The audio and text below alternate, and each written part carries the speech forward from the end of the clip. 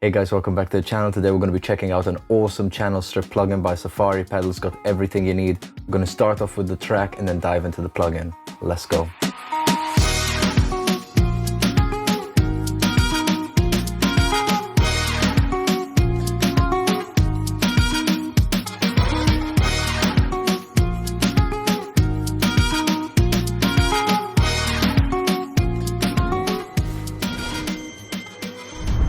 Also really quick, don't forget to hit that like and subscribe button below. The support really helps. And with that said, let's crack on with the video. So what's up guys, welcome back to the channel. Chris here. Today I'm very excited to show off this plugin.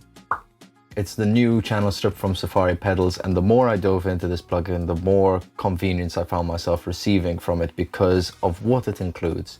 Let me get it up here real quick and we'll dive straight into it. This is what we got here, classic Safari Pedals, giving it all they've got on the GUI. I love a plugin that just looks really nice. And this, as do the rest of their plugins, always look really nice. Now, we've got a couple of things going on here. You can see there's quite a few options, but it's a channel strip, so it's meant to cater for quite a few uses. In this case, if you look at it from left to right, we start with the EQ, we've got input drive, we've got some reverb, we've got a gate and a compressor, as well as some output oversampling and the general bypass button. Not to forget the presets on the top as well, which we've got plenty of. But the beauty that I found myself receiving from this plugin is the fact that it's all based on different types of hardware that you might find in a studio. Even though you might not have a lot of control in terms of what you're picking on the EQ, it's more just 3 set frequencies, and the same with the compressor. You just have one knob that's more compression or no compression. But the beauty is when you see the bits of gear labeled underneath each of these options, and those will in turn give you different types of sounds. So taking a look at the EQ, for example, you can see we don't really have any frequencies. We just have high, mid, and the low bands. But at the bottom here, you can see we've got a couple different options. Now, I'm assuming these are based on 3 different types of hardware you might find in a studio, such as a Pultec 1073 or an SSL 4K. Again, these are going to provide different types of feedback to how they sound, on different frequencies that you push. I know Pultec tends to be quite silky on the top end, 1073 tends to have a nice bottom end or whatever, so you're gonna get different results as you flick through these. So let's try it out. I've got this reggaeton track. We're going dancey today, I guess. That's kind of how I was feeling when I chose to make a track, and we're gonna start with this guitar loop I've got.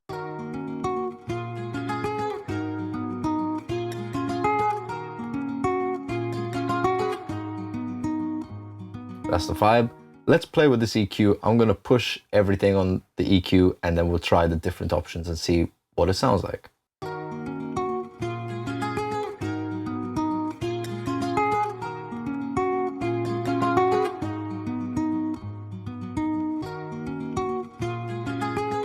Sounds great so far. I'm going to just give it a bit of everything and change the EQ mode on the bottom and we'll see how different it sounds.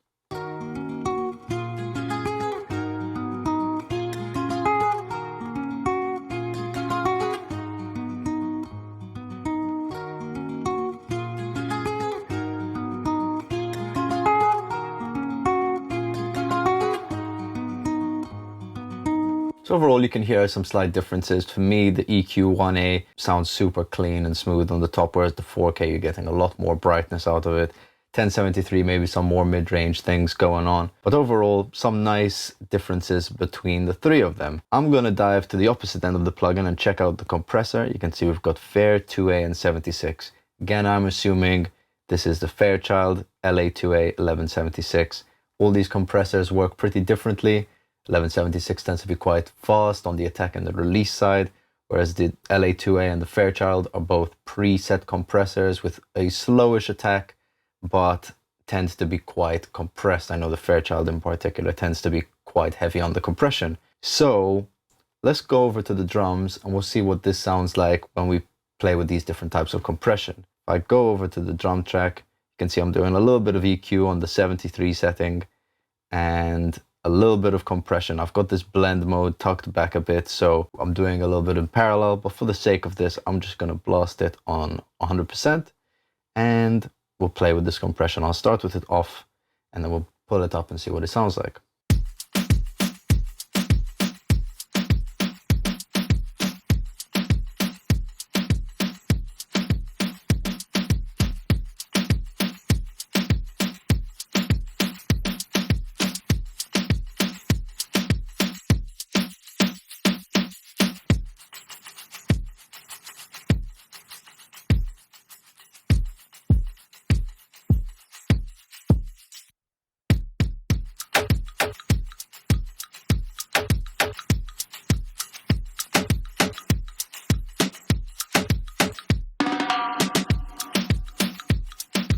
You might have been able to hear there that we're getting different effects from these different types of compression. I feel like the 76 is quite a fast attack and release because you're hearing a lot of that pumping as I drive the compressor to 100%. Whereas the Fair and the 2A are sounding a bit smoother on the compression, not attacking and releasing as hard. It's more a generally smoother compression, but when I drive it to 100%, you start to really get a lot of character out of them. It's great, sounding really awesome. And as you might be able to tell, we've got a little input reader as well as a gain reduction. That's what you would use to see how much compression you're actually getting from this over here. So moving on from there, we'll go onto the gate. Let's try out the gate. We can keep it on the drums, see if we get anything. There's a lot of movement, especially with that shaker, so we'll see how much it affects it.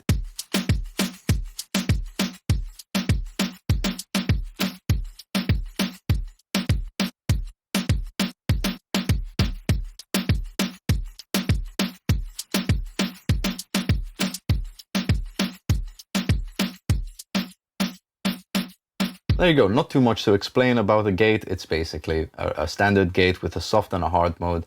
The soft has quite a nice attack and release setting, so it's very clean and transparent, whereas the hard one is doing a little bit more gating. But moving on to there, we've got the effects section. We've got our plate or spring reverb. So for this, let's try something else. I've actually got some horns on this track. I'm just gonna stick the plugin on there. For the time being, I already have a little bit of reverb and compression, so I'm just going to turn those off whilst I use this. But this is our dry sound. There you go. Sounds like horns. Let's see what this reverb sounds like.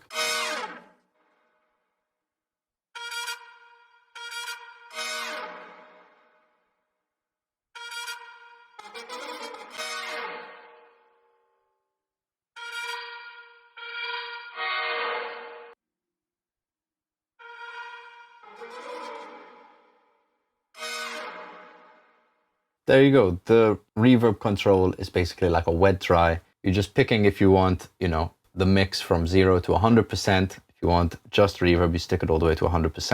And if you don't, you just pull it back anywhere between 0 and 100. So the last feature to check out on this is the input drive. Safari always have a really nice drive signal in their plugins. I would recommend checking out some of the other ones like the Gorilla Drive or the Dirty Reverb, stuff like this. I'm a big fan and I think they sound awesome. For this example, let's try it on the bass. We're just using a MIDI bass at the minute, so nothing too crazy. This is what it sounds like dry.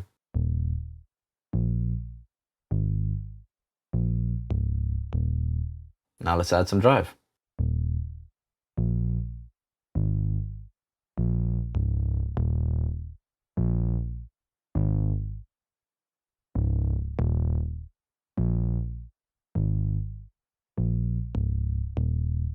As you can see, you can go a little bit OTT on the drive, so you've got plenty of headroom if you really want to saturate or if you just want to add a little bit of color to your sound. Again, I can use this in conjunction with the EQ, with the compressor, have it all play hand in hand. So lastly, I'm going to try use this channel strip on the whole mix, just see what it can add. You know, we've got a lot of controls here, so I'd like to see how useful it can be.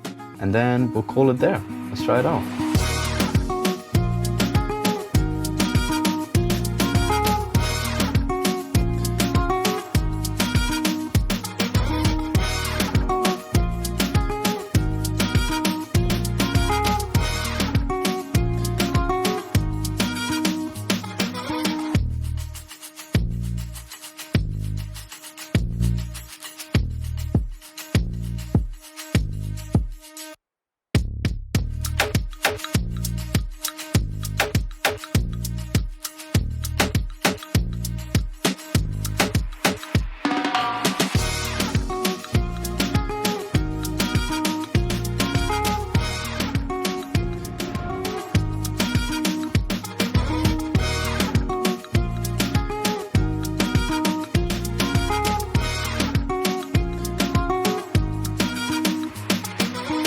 There you go, guys. That's the Camel Strip. I hope you enjoyed this video. If you did, feel free to let us know in the comment section below. I'd love to know what you thought about this. Also, don't forget to like and subscribe. The support really helps, and thank you to everyone who's already done so. Once again, I've been Chris Vella, and I'll see you guys on the next one. Bye.